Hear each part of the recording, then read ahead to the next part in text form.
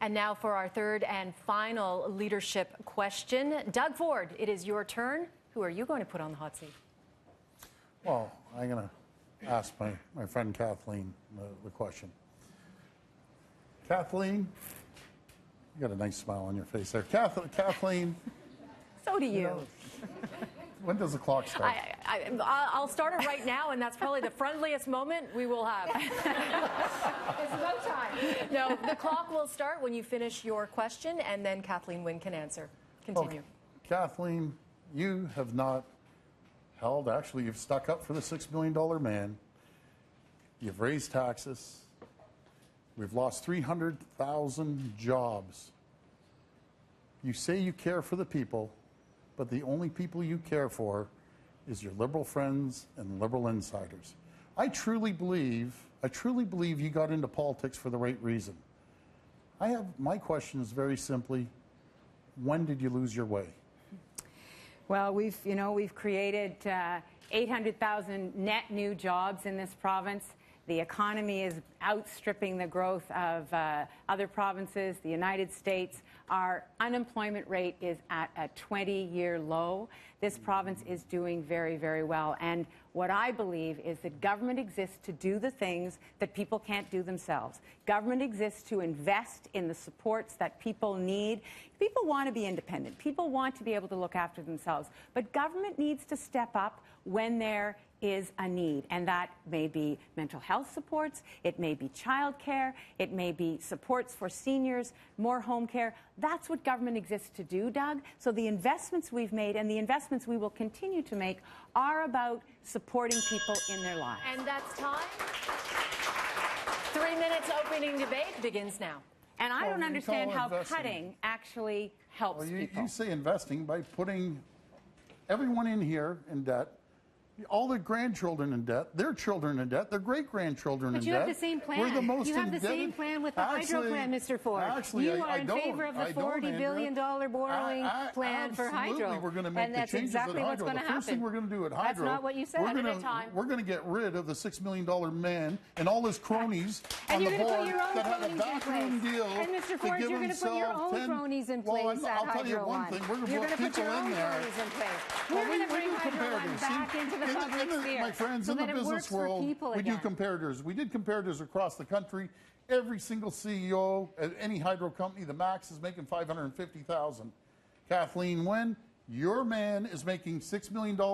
Then he made the backroom deal, and you say you didn't know about it. So that shows me you're a poor manager if you didn't know that he doubled his compensation to $10 million, and then he paid all his cronies $14 million of bonuses. When people come up to me in tears about the highest hydro rates, they can't afford to put food on their table. So, Doug, we built this electricity system up in this province. You know, we invested billions of dollars because we inherited a system that your government and your government had not invested in. There was a real problem with brownouts and liberal governments too. Brownouts, blackouts, we rebuilt the system. That cost a lot of money. We've now spread the cost over a longer period of time and gave people a 25% reduction. After you gave them a 300% increase, because Kathleen, we built the you system. ignored people for years and years and years. We had a brownout and blackout in Pickering last week. Oh, my goodness. Right in Pickering, we had a brownout and blackout. We built the system up because it had been degraded. And you know what? That's not even a partisan comment. The fact is, Liberal, NDP, and Conservative governments had not made the investments that needed to be made. We made those investments. There's a cost associated with it, and we've spread those costs over a longer period of time. You know, Doug, you know, on the Hydro One issue, that the way the governance was set up, the way we set it up to make sure that there was control, means that we are not going to support. There's no control. We're not going to support the compensation You didn't even know the $6 million man made himself a backroom deal for $10 million. We knew it. The electricity system under both we knew it at the end of March. Ms. Wynne will I'm going to let Ms. Horvath add her 2 cents in. The electricity system under was a Mr. mess. Ford and Ms. Wynne sold will it off. stay in private hands, and it will operate in the interests of private shareholders. It does not have to be this way in our province. We can own more of and pay less for our hydro with change for the better come the election in a couple weeks' time. We are Andrea, the you only know- party that's prepared to make a real change on behalf of the people of our province and the next generation, because that's what worries people as well. What have we done for the next generation in selling off our electricity And that's system? time. In building And that's time.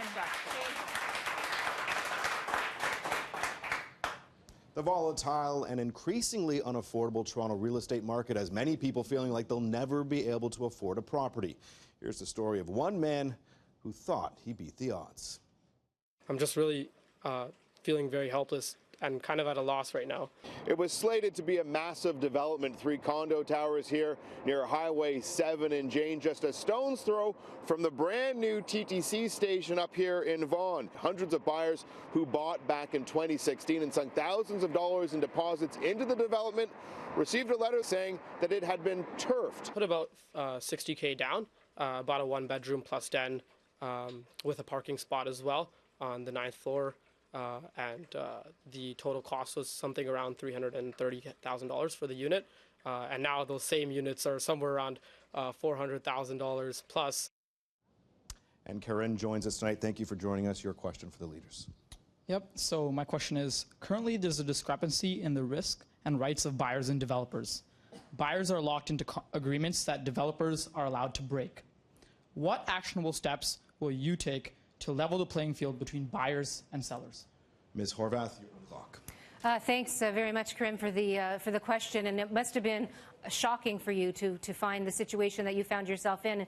And young people are seeing that more and more. I mean, young people can't even imagine buying into the neighborhood that they were raised in if they were raised in Toronto. In fact, that's starting to happen across the GTHA.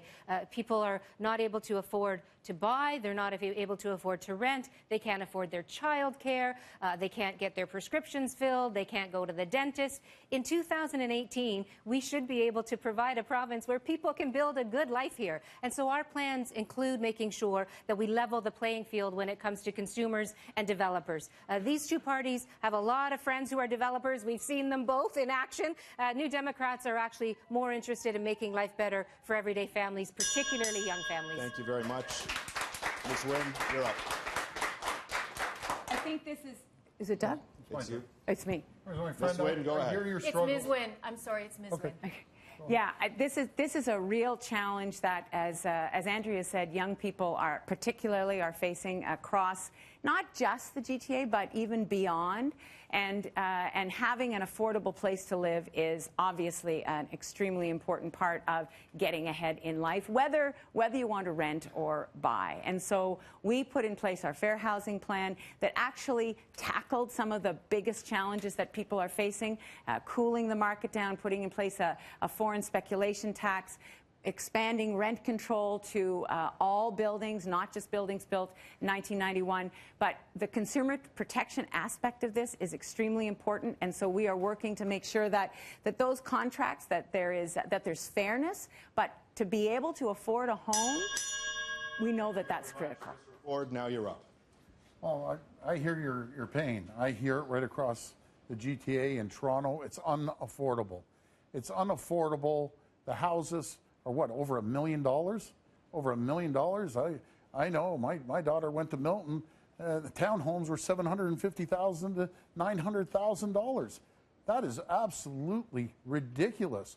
We have to create more of a supply. We have to make sure that we cut all the regulations and time frame that it costs the developer to. It goes on for 3 years before they can even build. So guess who's paying for that extra cost? The consumer is. I'm going to protect the buyer. I'm going to make sure that we can build affordable homes for not only just young people, every person, because not everyone wants to live in a 60-story condo. And like you want to protect the that's developer. time, the 3 minutes. Open floor now. You said One at a your time, plan for please. affordable housing was to open up the greenbelt. The fact is, Doug, that's the fact rich. is, Coming from you, no, that is the rich. fact is that there is enough land. There's enough land to build 2 cities the size of Mississauga available to developers. You know why there's you enough don't need land, to open Kathleen? the greenbelt, Doug. Do you know why?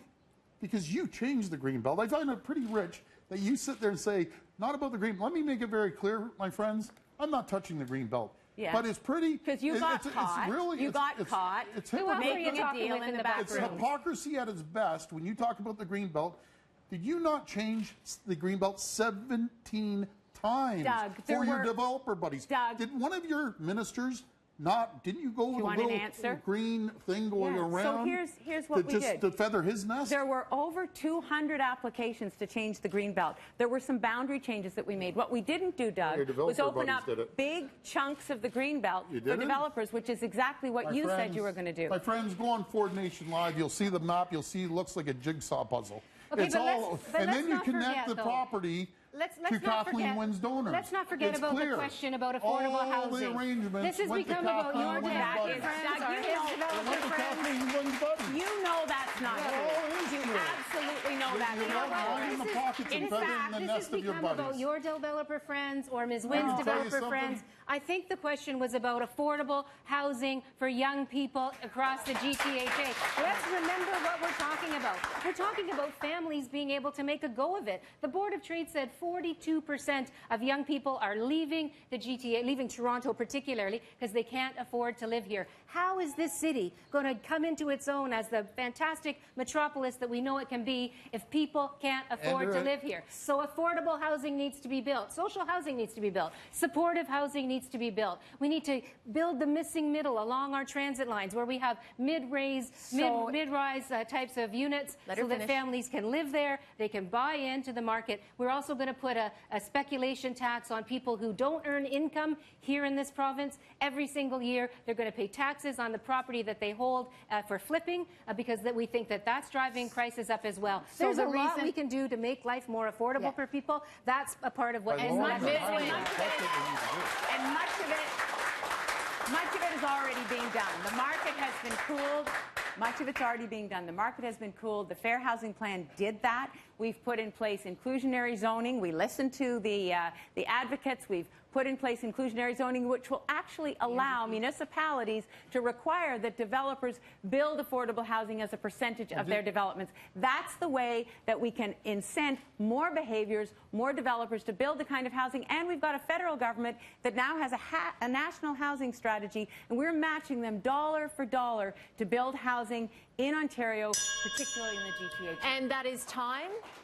And that is also the end of this portion of our debate. Time flies, doesn't it? It certainly does. When you're having fun. We are now going to go to closing statements. You each have 60 seconds to sum up your thoughts. Kathleen Wynne, you are first.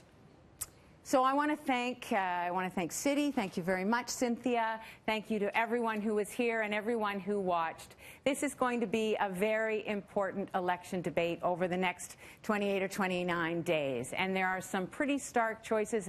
As you heard tonight, there are very different perspectives. We've got a perspective on my right here that is about cutting and finding what he's calling efficiencies, but will amount to cuts that will hurt people, that will hurt services.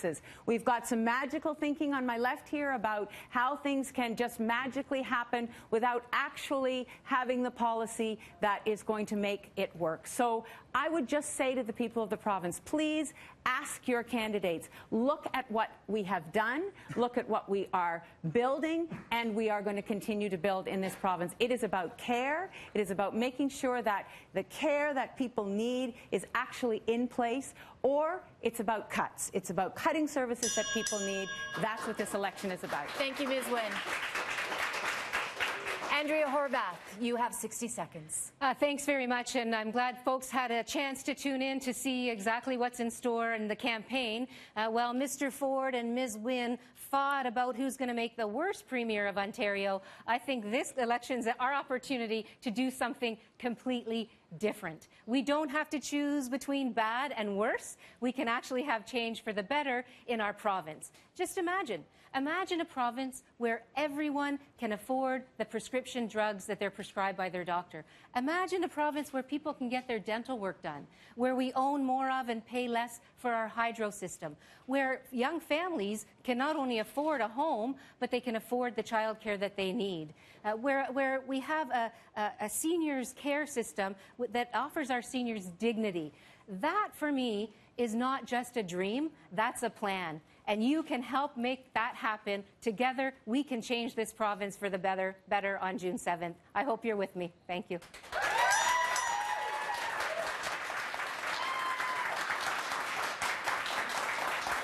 And Mr. Ford, you have 60 seconds. Well, after 15 years of mismanagement, scandals, and waste of your hard-earned tax dollars, the Liberal government is desperate to hold on to power, to continue lining the pockets of their friends and their Liberal insiders. I'm going to make sure we run a government that respects the taxpayers. You know me, I'm for the little guy. My priorities have been very clear. I'm going to make sure that we reduce the wait lines at hospitals. I'm going to make sure that we put money back into your pocket, clean up the hydro mess, and make sure we reduce taxes. We will create a government for the people. We will bring accountability, transparency, and integrity back to the great taxpayers of Ontario. Thank you.